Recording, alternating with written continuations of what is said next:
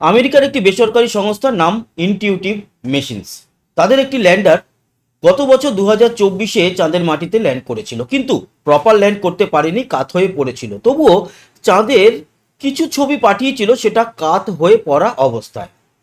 আর 6 March ভারতীয় সময় রাত্রির 11:02 ল্যান্ড করার কথা ছিল এই ইনস্টিটিউটিভ মেশিনসের যে সেকেন্ড ভার্সন IM-2 তার ল্যান্ডারটি।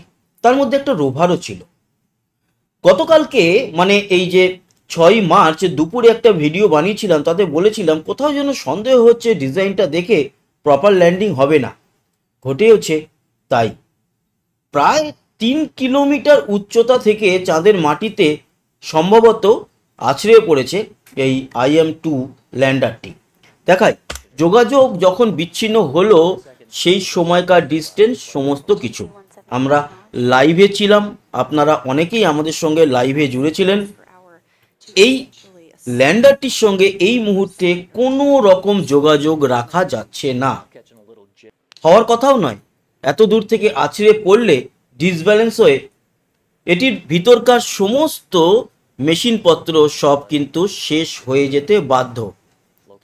এবার তো মনে হচ্ছে IM-1 যেটুকু ছবি পাঠিয়েছিল সেটুকুও IM-2 পাঠাতে পারবে কিনা সন্দেহ। হ্যাঁ, তবে চাঁদে নামার আগে গোটা দুয়েক ছবি তুলেছে, সেলফি বলা যেতে পারে চাঁদের সাথে। সেই ছবিগুলো আর এখানে আমি আপনাদেরকে দেখাচ্ছি না। আসল খবরটা দিতে এলাম। অনেকেই উদ্বেগের সঙ্গে ওয়েট করছেন যে আসলে কি হলো।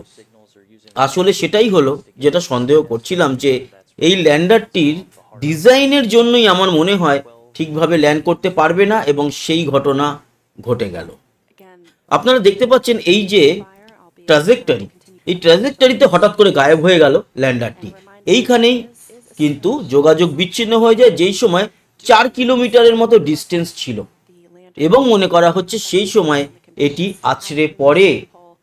আর যোগাযোগ ব্যবস্থা থেকে শুরু করে প্রপার নিয়ন্ত্রণ একেবারে হাতের বাইরে চলে যায়।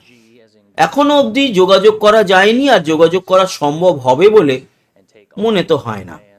খানিকটা ব্যাক করে নিয়ে এসে যখন দেখা হচ্ছে যে কি করে এর সঙ্গে যোগাযোগ বিচ্ছিন্ন হলো, সে সময় অদ্ভুত আচরণ করতে থাকে হচ্ছে গিয়ে ট্র্যাজেক্টরি।